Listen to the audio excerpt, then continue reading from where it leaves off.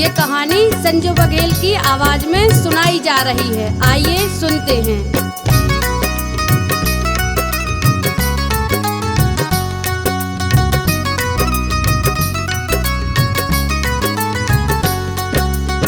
एक चिड़िया थी जो रोज दाना चुनने के लिए अपने बच्चों को घोंसले में छोड़कर दूर जंगलों के पास बस्तियों में जाया करती थी।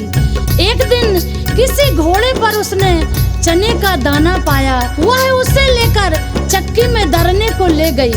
दाल दरते दरते एक दाल खूंटे में फंसी रह गई। एक ही दाल बाहर निकली। चिड़िया ने उसे निकालने की अपनी ओर से बहुत कोशिश की, लेकिन वह सफल नहीं हो सकी।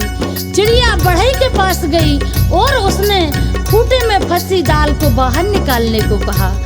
बढ़ई कुछ और काम कर रहा था, इसीलिए उसने ध्यान नहीं दिया।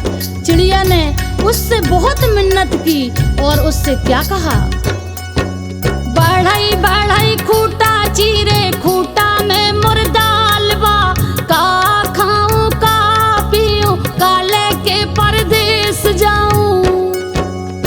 बढ़ई ने उसकी एक न सुनी और उसे धुतकार कर भगा दिया। फिर वह राजा के पास गई। चिड़िया ने राजा से गुहार लगाई, राजा ऐसे बढ़ई को दंड दो जो मुझ जरूरतमंद की बात नहीं सुनता। राजा राजा बढ़ई दंडो, बढ़ई ना खूंटा चीर, खूंटा में मुर्दाल बा, का खाऊं का पीऊं, का लेके परदेस जाऊं।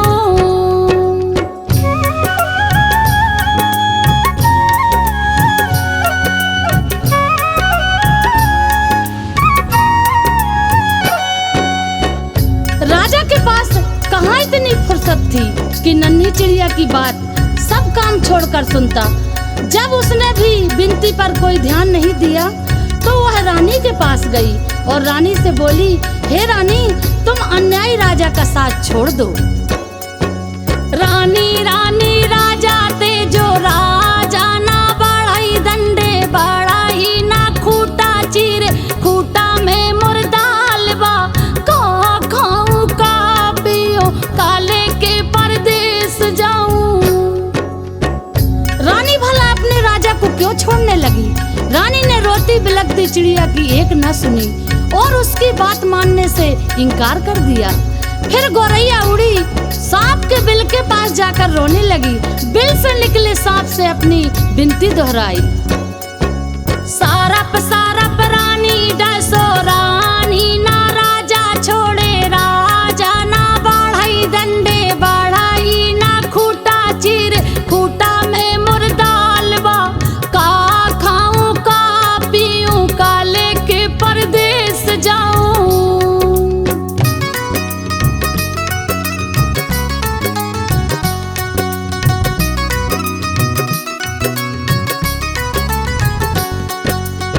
उसने अपनी राम कहानी सुनाकर विषैले सांप से कहा कि तुम जाकर उस रानी को डसो जो गरीब की गुहार नहीं सुनती, जो रानी सब कुछ जानकर भी राजा से न्याय नहीं दिला सकी और ना ही राजा को छोड़ सकी। तुम जाकर उसे क्यों नहीं डस देते? सांप ने भी उसे व्यस्तता दिखाई। तब भागी भागी गौरैया जंगल में जा पहुंची और उसने बांस से विनती की, तुम लाठी बनकर सांप को मारो। लाठी लाठी विषधर पीटो, विषधर ना रानी डसे, रानी ना राजा छोड़े, राजा ना बढ़ई दंडे, बढ़ई ना खूंटा चीर, खूंटा में मुर्दाल बा, का खाऊं का पीऊं, का लेके परदेस जाऊं। बांस की लाठी भी भला इस नन्ही गौरैया के लिए सांप से क्यों बैर लेती? उसने भी इनकार कर दिया। तो गौरैया गुस्से से भर उठी और उड़कर भरभूजे के यहाँ भभक रही आग के पास जा पहुंची और उसे ललकारा, हे आग, तुम सारे जंगल को जलाकर राख कर दो, जिसमें न बांस के पेड़ रहें, जिसकी लाठी मुझ गरीब और बेसहारा के लिए नहीं उठती, कोई मुझे मेरा हक नहीं दिलाता। आग ने जब सारी बात विस्तार से जाननी चाही तो गौरैया ने अपनी राम कहानी उसके आगे भी सुना दी।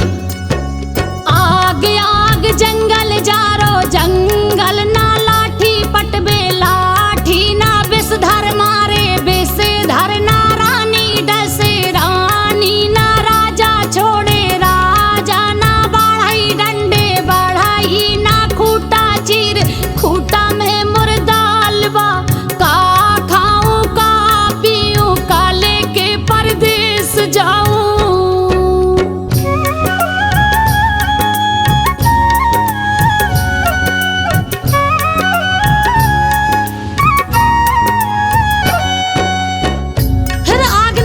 छोटी सी बात के लिए गोरैया की बात मानकर पूरे जंगल को जलाना ठीक नहीं समझा और जंगल को जलाने से इनकार कर दिया। तो गोरैया बहुत दुखी हुई लेकिन निराश नहीं, वह सागर के पास पहुंची और उसे पूरी बात सुनाकर आरजू की। सागर सागर आग बुझाओ आगे ना जंगल जा रे जंगल ना लाठी पटबे लाठी ना विषधर मारे विषधर ना रानी डसे रानी ना राजा के जे राजा ना बढ़ाई डंडे बढ़ाई ना खूटा चीर खूटा में मुर्दालवा का खाऊं का पीऊं का लेके परदेस जाऊं। विशाल सागर भला गोरैया की इस गुहार को क्यों सुनता, वह अपनी मस्ती में हंसता हुआ गुजरता रहा और गोरैया उसके किनारे अपना सिर पीटती रही। सुबह से शाम होने को आई और गोरैया को जब यहाँ भी न्याय नहीं मिला तो वह हाथी के पास पहुँची। हाथी से जाकर विनय की, तुम मुझे न्याय दिलवाओ, उस समुद्र को सौंप लो जो मुझ दुखियारी की हंसी उड़ाता है। बलवान होते हुए भी अन्याय के विरुद्ध खड़ा नहीं होता। जानते हो हमारे साथ क्या गुजरी है। और वह गागा कर पूरी व्यथा कथा हाथी को सुनाने लगी। हाथी हाथी सागर सो को सागर ना आग बुझाए आगे ना जंगल जा रे जंगल ना लाठी पटबे लाठी ना विषधर मारे विषधर ना रानी डसे रानी ना राजा छोड़े राजा ना बढ़ाई डंडे बढ़ाई ना खूटा चीर खूटा में मुर्दालवा का खाऊं का पीऊं का लेके परदेस जाऊं।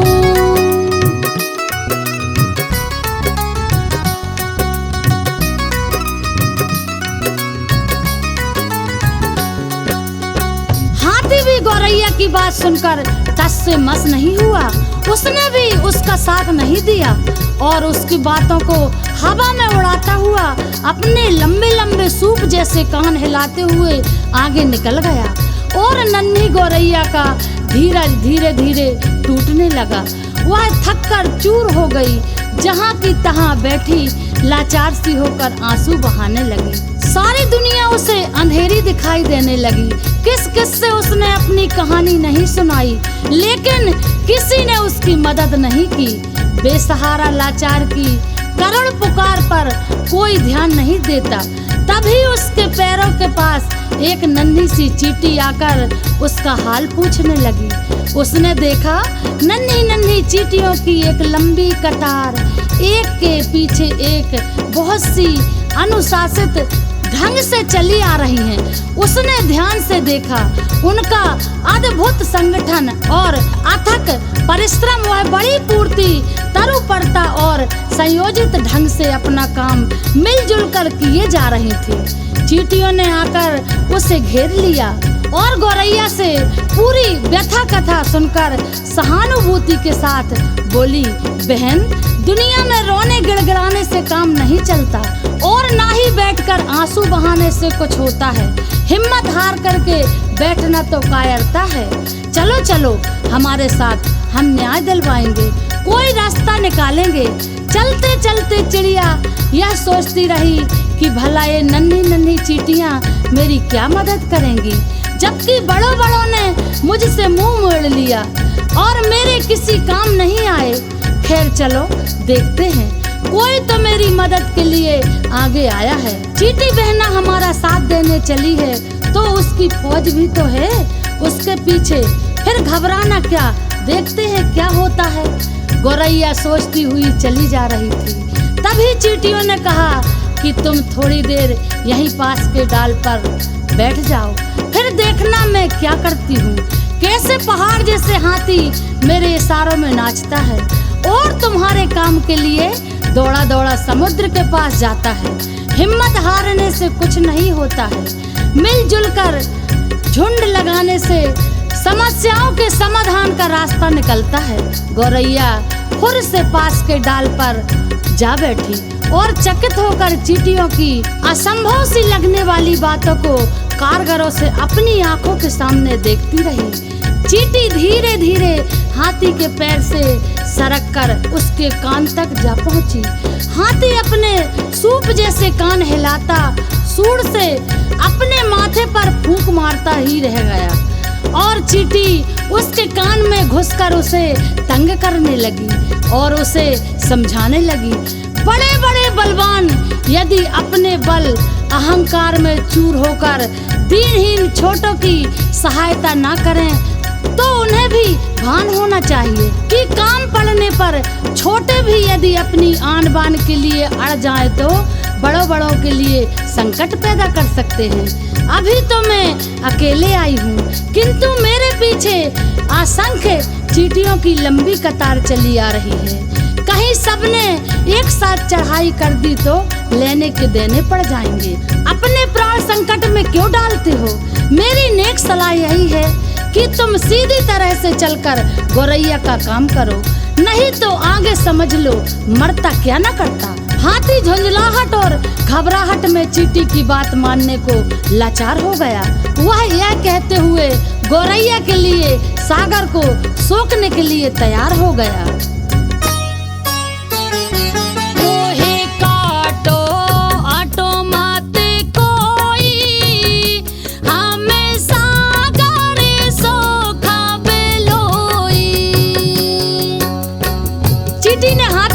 छोड़ दिया और गौरैया उसे धन्यवाद देते हुए हाथी के पीछे पीछे उड़ती वापस सागर की ओर लौटी।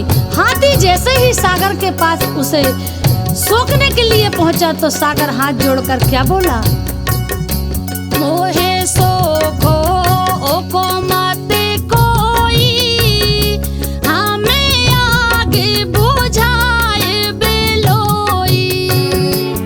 सागर जब अपने तटों को छोड़कर आग बुझाने के लिए उमड़ा, आग ने थर-थर कांपते हुए सागर से क्या बोला, मोहे बुझाओ बुझाओ मत कोई, हमें जंगल जा रहा बेलोई। आग जंगल को जलाने के लिए बढ़ी। गौरैया भी साथ में चली आ रही थी। यह जानकर जंगल ने भी वादा किया, मैं लाठी को सांप मारने के लिए तुरंत भेजता हूँ, लेकिन मुझे जलाकर राख मत करो। मोहे जारो आरो मत कोई, हमें सारा पे मारा बेलोई। सांप की क्या मजाल जो जंगल की बसबारियों में अनगिनत लाठियों की मार से भयभीत न हो। उसने भी बिल के बाहर आकर गौरैया को भरोसा दिया, मोहे मारो आरो मत कोई, हमें रानी डासा बेलोई। रानी ने जब सांप को महल में आते देखा, उसके साथ गौरैया को भी आते देखा, तो वह पूरी बात का अनुमान कर पसीने पसीने हो गई। उसने हाथ जोड़कर विनती की, मोहे डासो असो मत कोई, हमें राजा के तेजा बेलोई। रानी के उस वचन के बाद भला राजा क्यों अपने हट पर टिकता? उसे तो गौरैया का धीरज, अथक परिश्रम और सूझबूझ का समाचार मिल चुका था। उसने अपनी लापरवाही और अन्याय के लिए क्षमा मांगते हुए फौरन बढ़ई को बुलाने का वचन दिया और कहा, मोहे तेजो एजो मत कोई, आबे बढ़ाई के दंडा बेलोई। फिर क्या, बढ़ई ने राजा के सामने की बात न मानने का अपराध कबूल किया और थर थर कांपते हुए राजा से गिड़गिड़ाकर विनती की। क्या? मोहे दंडो अंडो मत कोई, आबे खूटा के चीरा बेलोई। आखिर गौरैया को चाहिए ही क्या था? उस चक्की के खूटे के पास पहुंची जिसमें चने की दाल फंसी हुई थी।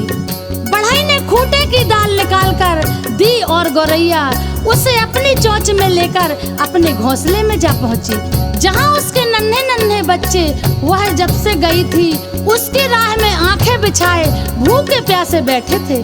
बच्चों ने चहचहाकर उसका स्वागत किया और वह अपनी चोंच से चने का दाना अपने बच्चों को खिलाने लगी और गुनगुना कर के पूरी कहानी सुनाने लगी कि कैसे उसने अपनी हिम्मत से काम लिया।